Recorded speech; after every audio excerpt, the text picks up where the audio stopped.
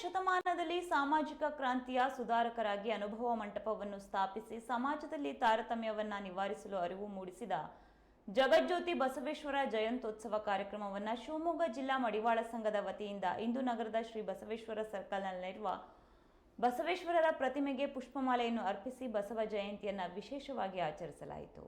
ಈ ವೇಳೆ ಸಂಘದ ಜಿಲ್ಲಾ ಮಡಿವಾಳ ಸಂಘದ ಗೌರವಾಧ್ಯಕ್ಷರಾಗಿರುವಂತಹ ಎಂ ಮಂಜಪ್ಪ, ಮಹಾ ಕಾರ್ಯಾಧ್ಯಕ್ಷರಾದ ಬಾಲಾಜಿ ರಾಜ್, ಕಾರ್ಯಾಧ್ಯಕ್ಷರಾದ ಎಂ ರಾಜಶೇಖರ್ ಸೇರಿದಂತೆ ಸಂಘದ ಹಲವರು ಉಪಸ್ಥಿತರಿದ್ದರು.